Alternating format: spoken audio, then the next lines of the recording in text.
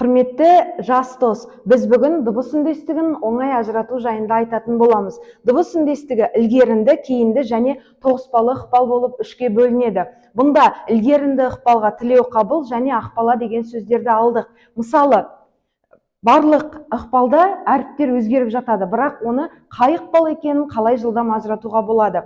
Мысалы, тілеу қабыл деген сөзде екі түбірден құралған тілеу және қабыл. Сол кезде біз бірден былай ажыратамыз. Бірінші буынды қараймыз. Бірінші буындағы тілеу деген сөздегі ешқандай әріп өзгермеді. Одан кейінгі қабыл дегендегі қ-ға айналды. Демек, алдыға болғандықтан ол ілгерінді ықпал болады. Яғни алды ілгері. Ақпала деген сөз. Ақпала дегенде де дәл сондай. Ақ деген бірінші буындағы сөз ешқай әріп өзгермеді. Қабыл, пала деген кездегі Б, П-ға айналып кетті. Яғни бұл да ілгерінді ықпал болады. Одан кейінді ықпал. Кейінді ықпалда көкжал және жұмысшы деген сөз алынды. Көкжал дегенде де көк деген бірінші буындағы К, Г-ға айналып кетті. Яғни алдындағы әріп артқы әріпке әсер етті де бірінші буын өзгерді, сондықтан да ол кейінді ықпал болады.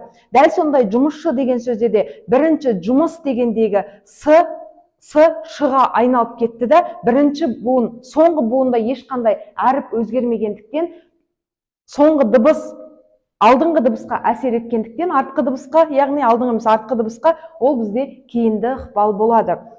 Бірақ кейде осыны балалар бізде шатастырып жатады. Яғни, мұнда Ш бұрыннан болған, мұнау Ш-ға айналып кетті, екі қатар Ш әріпі тұрып қалды. Бұны балалар тоғыспалы ықпалмен шатастырады. Оны шатаспаймыз, яғни Ш әріпі бұрыннан тұрған әріп. Одан кейін тоғыспалы ықпал. Тоғыспалы ықпалда досжан деген бар, я мысалға. Осы жерде досжан және шайтанкөл сөздерін алдым. Досжан дегенде қатар тұрған мына С және Ж әріптері қатар бірге тұрып өзгереді. Яғни Ш досжан болып, сол бізде ол тоғыспалы ықпал болады.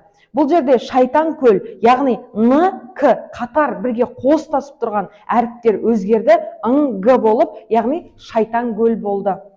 Сұрақтарыңыз болса, комментарий бөліміне жазып кетіңіз, міндетті түрде жауап береміз. Видео пайдалы болса, достарыңызбен бөлісіңіз.